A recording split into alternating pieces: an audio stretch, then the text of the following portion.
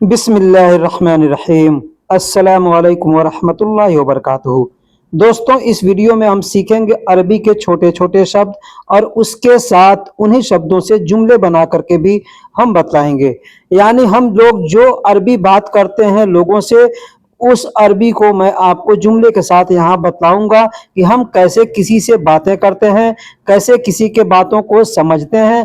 अगर हमसे कोई अरबी आदमी आता है और बात करता है, हम उसके बातों को कैसे समझेंगे, बातों का मतलब क्या होता है, ये सब कुछ मैं आपको इस वीडियो में बतलाऊंगा। बस आपसे एक ही गुजारिश है कि वीडियो को आखिरी तक देखिएगा। वीडियो पसंद आ जाएगा तो लाइक करके अपने दोस्तों में भी शेयर कीजिएगा। तो चलिए अब हम वीडियो को शुरू करते हैं।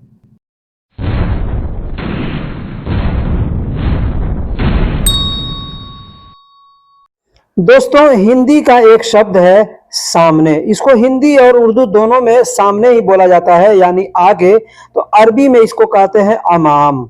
अमाम का मतलब होता है सामने या आगे। हमारे सामने जो कुछ है उसको हम कहेंगे अमाम। अमाम यानी हमारे सामने है। अगर कहना हो कि सामने देखो यानी आगे देखो, कहेंगे उन्जुर इलल अमाम। उन्जुर इलल अमाम। उन्जुर का मतलब होता है देखना, और इलल अमाम यानी सामने को। इलल का मतलब होता है सामने को, अमाम का मतलब सामने, और इलल जब शब्द मिलाएंगे तो इलल का मतलब होता है को, यानी के तरफ। ठीक है, तो कहेंगे सामने देखो या सामने की तरफ देखो या सामने को देखो, ये सब सूरत में बोलेंगे उन्जुर इलल अमाम। अब यहाँ पे अमाम के जगह पे एक और शब्द बता देता हूं। जैसे ये कहते हैं ना गिद्दाम, तो गिद्दाम का मतलब भी होता है सामने और आगे, और अमाम का मतलब भी होता है सामने और आगे। तो दोनों में से किसी भी शब्द का प्रयोग कर सकते हैं। यहाँ पर एक और शब्द है उन्जुर। उन्जुर का मतलब देखना होता है, और शुफ का मतलब भी देखना होता है। तो शुफ को भी इस्तेमाल करके बोल सकते हैं, जैसे शुफ इलल अमाम या शुफ इलल गिद्दाम, यानी सामने के तरफ देखो। उन्जुर इलल अमाम ऐसे भी बोल सकते हैं। अब ठीक उसी तरीके से अगर बोलना है कि पीछे की तरफ देखो, पीछे को देखो, तो कहेंगे उन्जुर इलल खल्फ। उन्जुर इलल खल्फ। खल्फ का मतलब पीछे होता है। और एक और शब्द है वारा। वारा का मतलब भी होता है पीछे। तो बोलने के लिए आप दोनों सूरत में बोल सकते हैं, दोनों तरीके से बोल सकते हैं, उन्जुर इलल वारा या उन्जुर इलल खल्फ ऐसे बोल सकते हैं। अब यहाँ पे उन्जुर के जगह पे शुफ शब्द का भी प्रयोग कर सकते हैं, शुफ इलल खल्फ या शुफ इलल वारा, यानी पीछे की तरफ देखो। रुक जाओ, अगर कहना हो किसी से रुक जाओ, ठहर जाओ, तो वहां पे कहेंगे तोअगफ। तोअगफ। तोअगफ यानी रुक जाओ, ठहर जाओ। रुकने को अरबी में वक़्फ़ कहते हैं। यहाँ पे थोड़ा समझिएगा, यहाँ हमने शुरू में तो शब्द का प्रयोग क्यों किया है। तो यानी तोअगफ या तोअगफ ऐसे बोलते हैं। ठीक है, तो क्यों प्रयोग किया, यानी हम किसी को बोलते हैं कि रुक जाओ, तो ऐसे बोल सकते रुक जाओ या तुम रुक जाओ। ठीक है, तो कहेंगे तवक्कुफ। अब तुम रुक जाओ यानी एक आदमी है, किसी का नाम भी लेकर के बोल सकते, जैसे अहमद रुक जाओ। ठीक है, या नाम नहीं लेते हैं, कहेंगे तुम रुक जाओ, तो एक आदमी की तरफ से। लेकिन अगर बहुत से लोगों के बारे में बोलना है तो वहां पे तवक्कुफ यानी रुक जाओ, तुम सभी रुक जाओ। ठीक है, तो का मतलब होता है यहाँ पर अंत। अब इसको अलग अलग करके बोलना चाहते हैं, कहेंगे अंत वक़्फ़। अंत वक़्फ़ यानी तुम रुक जाओ। अगर वही कहना है कि वहां रुक जाओ, वहां रुक जाओ, कहेंगे तवक्कुफ हुनाक। तवक्कुफ हुनाक, या कहेंगे अन तवक्कुफ हुनाक।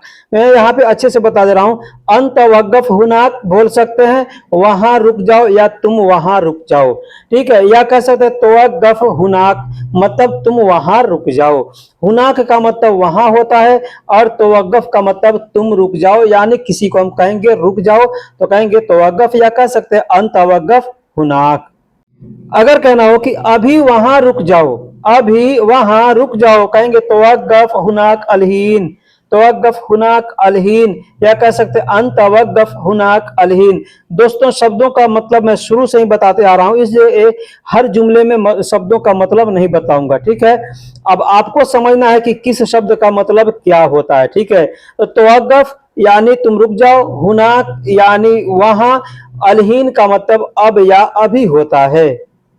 अगर कहना हो कि मैंने कहा अभी वहां रुक जाओ, मैंने कहा यानी मैंने कहा किसी को, अब आप ये बोल सकते हैं मैंने कहा अभी वहां रुक जाओ, किसी को हम चेतावनी देते हैं कि मैंने कहा वहां रुक जाओ, तो कहेंगे अना गुल्त वक़्फ़ हुनाक अलहीन, अना गुल्त वक़्फ़ हुनाक अलहीन, या कहेंगे अना गुल अंत वक़्फ़ हुनाक अलहीन। अना गुल यानी मैंने कहा या मैंने बोला, अना का मतलब मैं या मैंने, गुल का मतलब बोला या कहा, तो वक़्फ़ यानी अंत वक़्फ़ यानी तुम रुक जाओ, हुनाक यानी वहां या उधर, अलहीन का मतलब अभी। मैंने कहा अभी वहां रुक जाओ, कहेंगे अना गुल्त वक़्फ़ हुनाक अलहीन।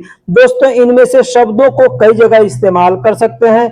अब यहाँ पर जैसे हमने कहा है कि मैंने कहा अभी वहां रुक जाओ, ठीक है, ऐसे भी कर सकते, मैंने कहा अभी वहां बैठ जाओ, मैंने कहा अभी उधर चले जाओ, मैंने कहा अभी वहां, कुछ भी बोल सकते हैं ना। तो शब्दों को अगर याद रखेंगे आप तो जुमलों को बोल सकते हैं आसानी के साथ। वापस को अरबी में इर्जा कहते हैं।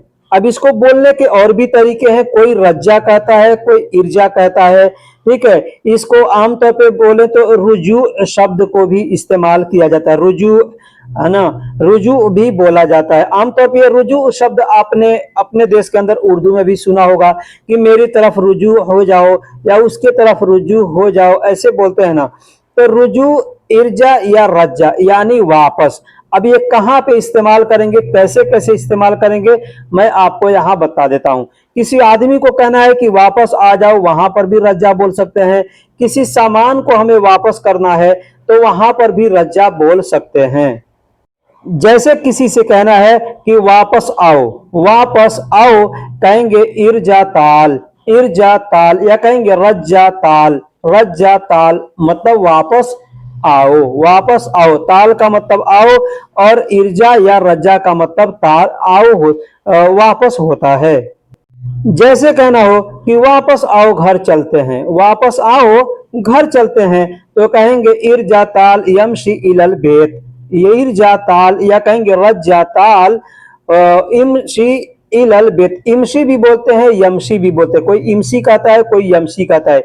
इर्जा या रज्जा का मतलब मैंने बता दिया कि वापस होता है, ताल का मतलब आओ, और यमशी या इमशी का मतलब चलना होता है, इलल बेत यानी घर को या घर के तरफ, ठीक है। तो कहेंगे वापस आओ घर के को चलते हैं, या वापस आओ घर के तरफ चलते हैं, या वापस आओ घर चलते हैं। बोलने के ये हिंदी में बहुत से तरीके हैं। अरबी में बोल सकते हैं इरजाताल यमशी इलल बेत।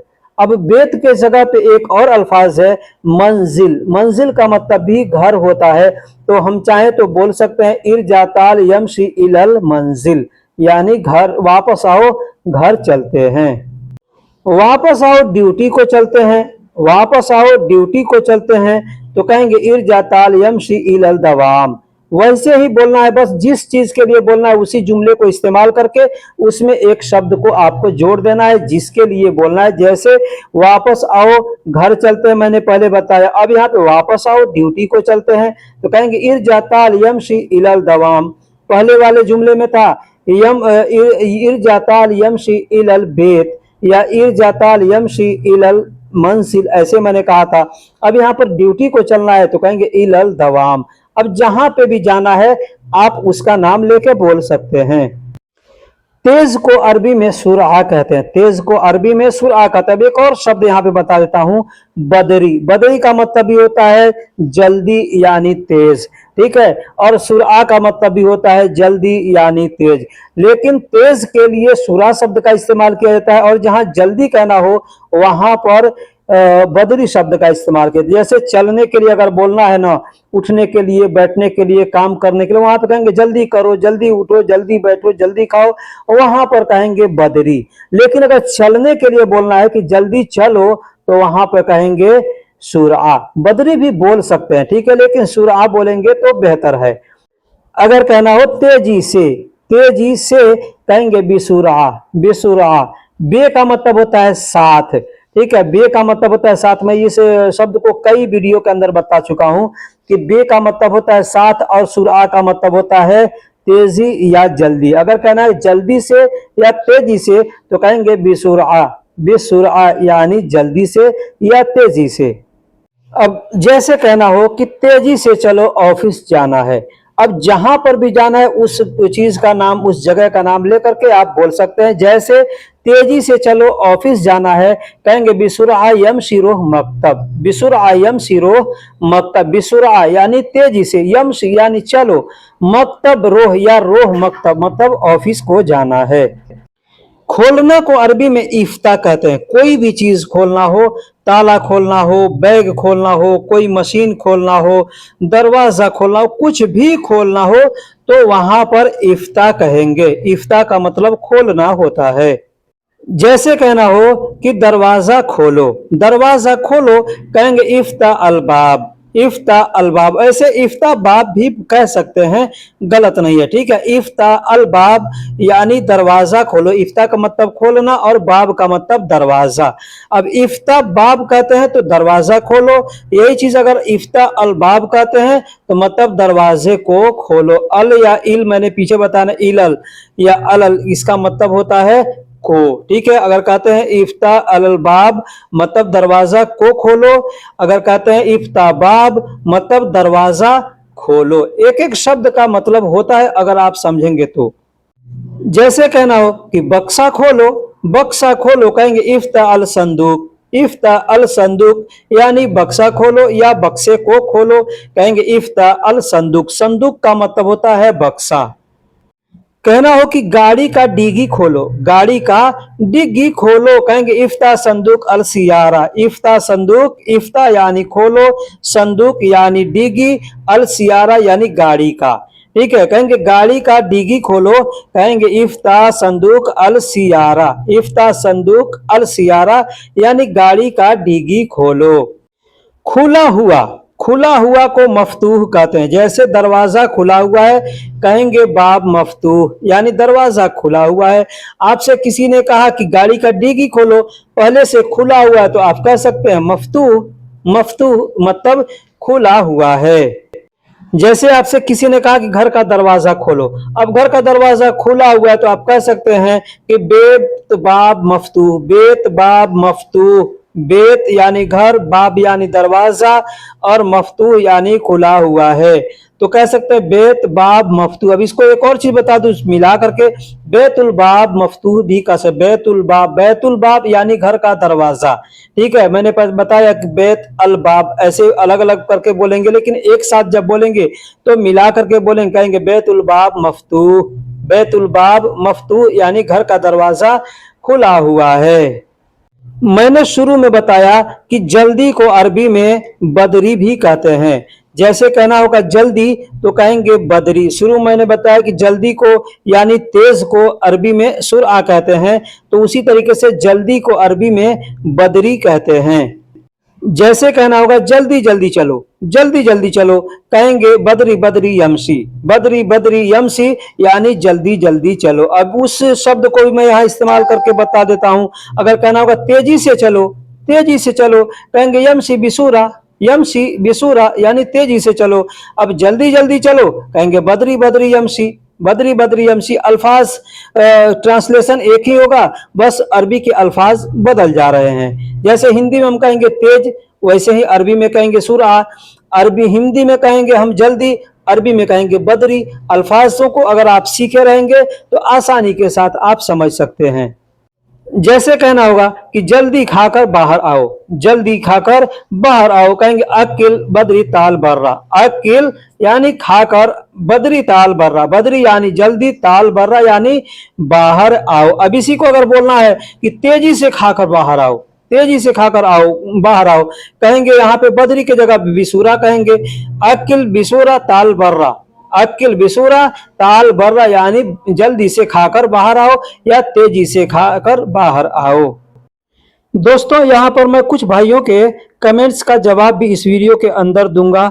जैसे जर्रब यानी जांच करने को, चेक करने को जर्रब कहते हैं। बहुत से भाइयों के कमेंट्स आते हैं कि चेक करने को अरबी में क्या कहते हैं, तो ऐसे तो मैं कमेंट बॉक्स में बता देता हूं, लेकिन आज मैंने सोचा कि वीडियो में बता दूं, ठीक है। तो चेक करना या जांच करना कोई चीज को अरबी में कहते हैं जर्रब।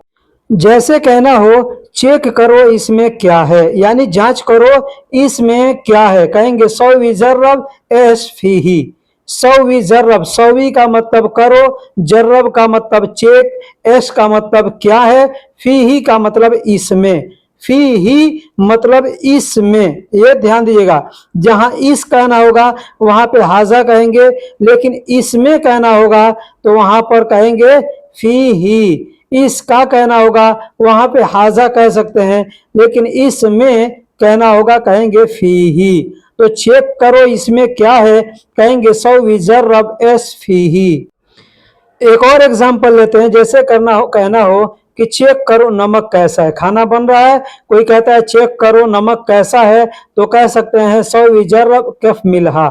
सौवी जर्रब, सौवी यानी करो, जर्रब यानी चेक, कैफ मतलब कैसा है, और मिलहा का मतलब नमकीन होता है। तो नमक कैसा है कहना होगा तो कहेंगे कैफ मिलहा। अगर कहना है कि चेक करो नमक कैसा है, कहेंगे सौवी जर्रब कैफ मिलहा। अब अगर कोई भी चीज है आपके हाथ में, किसी से कहना है चेक करो, नाम नहीं लेना है, तो कह सकते हैं सौवी जर्रब। सौवी जर्रब मतलब चेक करो। अगर कहना हो कि यह चेक करो कैसा है, यह चेक करो कैसा है, कह सकते हैं सौवी जर्रब हाजा कैफ। सौवी जर्रब हाजा कैफ, यानी चेक करो यह कैसा है। यहां पर एक चीज बता दूं कि हाजा को कितने लोग हादा कहते हैं, ठीक है। हादा यानी यह या इस, ठीक वही अल्फाज है हाजा, उसको हाजा कहते हैं, कोई हादा कहता है। दोस्तों हिंदी उर्दू का एक शब्द है से को अरबी में मिन कहते हैं। इसी से मिलता जुलता एक और अल्फाज है मन। ये बोलने के लिए बहुत से लोग हिचकिचाते हैं कि मिन बोलें कि मन बोलें, समझ में नहीं आता है। यहाँ पे बता देता हूँ कि मिन का मतलब से होता है और मन का मतलब कौन होता है। अगर कौन शब्द आपको बोलना है तो आप कहेंगे मन, अगर से शब्द बोलना है तो आप कहेंगे मिन। मिन का मतलब से होता है और मन का मतलब कौन होता है। यहाँ पर मैं मिन यानी से रिलेटेड कुछ जुमले आपको बतलाता हूँ। जैसे कहना होगा उससे, उससे, तो से के लिए मिन शब्द का प्रयोग करेंगे और हु के लिए, उस के लिए हु शब्द का प्रयोग करेंगे। कहेंगे मिन हु मतलब उससे, उससे कहना होगा कहेंगे मिन हु। अब यहाँ पे इसको अलग करके अगर हम बोलना चाहते हैं तो अलग करके बोलेंगे, कैसे, मिन हुआ, मिन हुआ। अलग करेंगे तो हुआ बोलना पड़ेगा, और अगर एक में करके बोलते हैं तो हु बोलना पड़ेगा। तो मिन हु मतलब उससे, या मिन हुआ मतलब उससे। अगर कहना हो इससे, इससे, तो इस के लिए हाजा शब्द का प्रयोग करेंगे और से के लिए मिन शब्द का प्रयोग करेंगे। कहेंगे मिन हाजा, मिन हाजा मतलब इससे। अब इसको आगे पीछे करके बोल सकते हैं, जैसे हाजा मिन मतलब इससे। हाजा का मतलब इस और मिन का मतलब से, इससे हाजा मिन। लेकिन अगर आप कहते हैं हाजा मन, अब यहाँ ये समझ लीजिए, हाजा मन अगर कहते हैं मतलब होता है यह कौन, यह कौन। यह का मतलब, हाजा का मतलब यह हो जाएगा और मन का मतलब कौन हो जाएगा। तो हाजा मन बोलेंगे तो यह कौन, और अगर कहते हैं हाजा मिन मतलब इससे। अगर कहना होगा तुमसे, तुमसे, कहेंगे अंत मिन, अंत मिन। अंत का मतलब तुम और मिन का मतलब से, कहेंगे अंत मिन मतलब तुमसे। लेकिन अगर कहते हैं अंत मन तो हो जाएगा तुम कौन। अंत का मतलब तुम और मन का मतलब कौन। तो तुम कौन हो या तुम कौन कहना होगा तो कहेंगे अंत मन। लेकिन तुम से कहना होगा कहेंगे अंत मिन। अगर कहना होगा कब से, कब से, कहेंगे मीता मिन, मीता मिन। मीता का मतलब कब और मिन का मतलब से। कहना होगा मीता मिन का यानी कब से, तो कहेंगे मीता मिन। यहाँ पे भी वही चीज लागू होता है। अगर आप मन बोलते हैं तो कौन हो जाएगा कब कौन। मीता का मतलब कब और मन का मतलब कौन। कब कौन कहना होगा कहेंगे मीता मन। लेकिन हमको कहना है कब से, कहेंगे मीता मिन यानी कब से। कहना होगा जब से, जब से, कहेंगे एजा मिन, एजा मिन। एजा का मतलब होता है जब और मिन का मतलब होता है से। कहना होगा जब से, कहेंगे एजा मिन। अगर कहना होगा काम से कहेंगे शुगुल मिन। शुगुल का मतलब काम और मिन का मतलब से। काम से कहेंगे शुगुल मिन। लेकिन यही कहना होगा कौन काम कहेंगे शुगुल मन। शुगुल का मतलब काम और मन का मतलब कौन काम कहेंगे शुगुल मन। लेकिन कहना होगा काम से कहेंगे शुगुल मिन। कहना होगा घर से, कहेंगे बेत मिन। बेत का मतलब घर, मिन का मतलब से। घर से कहेंगे बेत मिन।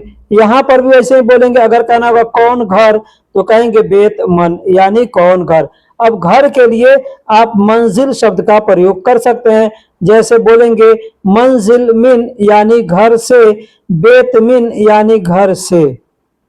अगर कहना हो दुकान से कहेंगे महल मिन यानी दुकान से। कहना होगा कौन दुकान तो वहां पे कहेंगे महल मन यानी कौन दुकान। दोस्तों इस तरीके से आप चाहें तो किसी भी चीज के लिए से या कौन बोलना हो तो उस चीज का नाम लेकर के मिन और मन लगा के बोल सकते हैं, आपका जुमला पूरा हो जाएगा। जैसे कहना हो यहां से या इधर से, कहेंगे हिना मिन। हिना का मतलब यहां या इधर और मिन का मतलब से। तो कहना होगा यहां से या इधर से, कहेंगे हिना मिन। लेकिन यही अगर कहना होगा यहां कौन है, कहेंगे हिना मन यानी कौन है, यहाँ कौन है या इधर कौन है या यहाँ कौन या इधर कौन। जैसे कहना हो ड्यूटी से तो कहेंगे दवाम यानी ड्यूटी और मिन का मतलब से। वही कहना होगा कौन ड्यूटी, कहेंगे दवाम मन यानी कौन ड्यूटी। लेकिन ड्यूटी से कहना है तो कहेंगे दवाम मिन। अगर कहना होगा मुझसे, कहेंगे अना का मतलब मुझ होता है और मिन का मतलब से। मुझसे कहेंगे अना मिन यानी मुझसे। लेकिन यही कहना होगा मैं कौन तो कहेंगे अना मन यानी मैं कौन। जैसे कहते हैं कि तुमको मालूम है मैं कौन हूं। अगर कहना होगा कि तुमको मालूम है मैं कौन हूं तो कहेंगे अंत मालूम अना मन यानी तुमको मालूम है मैं कौन हूं। इस तरीके से बोलेंगे। लेकिन अगर कहना होगा मुझसे ले लेना कहेंगे शील अनामिन यानी मुझसे ले लेना। अगर कहना होगा मुझे तुमसे काम है, कहेंगे फी शुगुल अना अंतमिन। फी शुगुल यानी काम है, अना यानी मुझे, अंतमिन यानी तुमसे। मुझे तुमसे काम है, कहेंगे फी शुगुल अना अंतमिन यानी मुझे तुमसे काम है। अगर कहना होगा तुम उससे ले लेना कहेंगे शील अंत मिन हुआ यानी तुम उससे ले लेना। पीछे मैंने बताया कि उससे बोलना होगा कहेंगे मिन हु, या अलग अलग करके बोलना चाहते हैं तो कहेंगे मिन हुआ। तो यहां पर भी वैसे बोल सकते हैं तुम उससे ले लेना कहेंगे शील अंत मिन हु यानी तुम उससे ले लेना। या अलग करके बोलना चाहेंगे तो मिन हुआ यानी उससे। मैं परेशान हूं जब से आया हूं। अब यहां पर एक एग्जांपल मैं दिया हूं कि मैं परेशान हूं जब से आया हूं। कहेंगे फी अना मुस्ता इजी इजा मिन। फी अना मुस्ता इजी इजा मिन यानी मैं परेशान हूं जब से आया हूं। फी का मतलब होता है हूं या है, अना का मतलब मैं, मुस्ता का मतलब परेशान। कहना होगा मैं परेशान हूं, कहेंगे फी अना मुस्ता। लेकिन कहना होगा जब से आया हूं, कहेंगे इजी एजा मिन यानी जब से आया हूं। अभी सभी को एक साथ बोलना है, कहेंगे फी अना मुस्ता इजी एजा मिन यानी मैं परेशान हूं जब से आया हूं। अगर कहना हो कि तुम कहां से हो, एग्जाम्पल है। एक भाई ने कमेंट्स किया था कि अगर कहना होगा तुम कहां से हो या तुम कहां के रहने वाले हो तो इसको बोलने के लिए हम अरबी में कैसे बोलेंगे।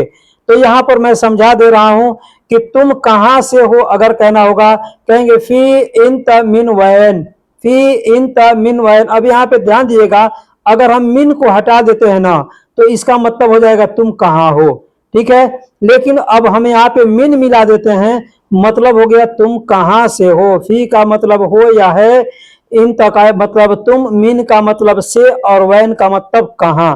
ठीक है, तो अब जब हम बोलेंगे मिन वैन मतलब होगा कहाँ से।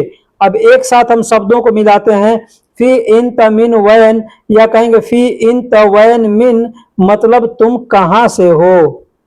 दोस्तों किसी से बात करने के तरीके बहुत से हैं, कोई ज़रूरी नहीं है कि हमको जो बोलना है उसी अल्फाज को याद होना ज़रूरी है।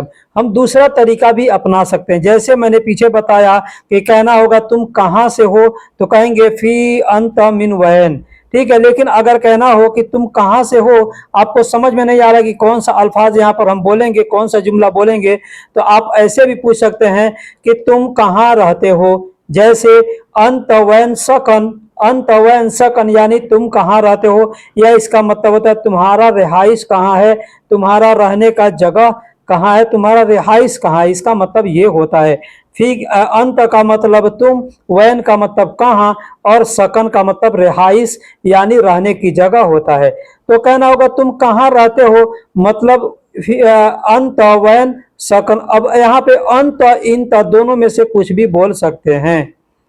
बोलने का एक और तरीका है, चाहे तो कह सकते हैं तुम्हारा गांव कहाँ है, मतलब इससे मालूम हो जाएगा तुम कहाँ से रहते के से हो, या कहाँ रहते हो, या तुम्हारा गांव कहाँ है, इससे मालूम हो जाएगा। ठीक है, तो कहेंगे वैन अंत गरिया, वैन अंत गरिया, वैन का मतलब कहाँ, अंत यानी तुम्हारा, और गरिया का मतलब गांव होता है। तो तुम्हारा गांव कहाँ है, यानी तुम्हारा सिटी कहाँ है, तो कहेंगे वैन अंत गरिया। अब अगर आपको गांव पूछना है तो गांव पूछ सकते हैं, मैंने पीछे बताया। अगर आपको देश पूछना है तो कह सकते हैं मन अंत वलद, मन अंत वलद यानी तुम्हारा देश कौन सा है। मन का मतलब कौन, अंत का मतलब तुम्हारा, बलद का मतलब देश होता है। देश को अरबी में बलद कहते हैं। अब देखिए, एक वलद होता है, एक बलद होता है। वलद का मतलब बेटा होता है, और बलद का मतलब देश होता है। तो तुम्हारा देश कौन सा है, कहेंगे मन अंत बलद यानी तुम्हारा देश कौन सा है। अब अगर पूछना हो कि तुम्हारा शहर कौन सा है, तो यहाँ पे समझ लीजिए कि गांव को मैंने बताया, गांव को अरबी में गरिया कहते हैं, शहर को अरबी में मदीना कहते हैं। यहाँ पे एक और चीज बता दूं, एरिया को, क्षेत्र को अरबी में मंतका कहते हैं। अब बोलने के बहुत से तरीके हैं, आपको क्या पूछना है, मंतका यानी एरिया के बारे में पूछना है तो एरिया के लिए मंतका शब्द का प्रयोग करेंगे। शहर का पूछना है तो शहर के लिए मदीना शब्द का प्रयोग करेंगे। गांव पूछना है तो गांव के लिए गरिया शब्द का प्रयोग करेंगे। और अगर देश पूछना है तो देश के लिए बलद शब्द का प्रयोग करेंगे। जैसे तुम्हारा देश कौन सा है, तो कहेंगे मन अंत मन अंत बलद यानी तुम्हारा देश कौन सा है। लेकिन अगर कहना होगा तुम्हारा शहर कौन सा है, तो कहेंगे मन अंत मदीना, मन अंत मदीना यानी तुम्हारा शहर कौन सा है। तो दोस्तों वीडियो कैसी लगी आप हमें कमेंट में जरूर बताइएगा। अगर वीडियो अच्छी लगी है तो वीडियो को लाइक करके दोस्तों में भी शेयर कीजिएगा। अगर कुछ सीखना चाहते हैं तो चैनल को सब्सक्राइब जरूर कीजिएगा। फिर मिलेंगे किसी अगले वीडियो में, तब तक के लिए अल्लाह हाफिज, सलाम अलैकुम।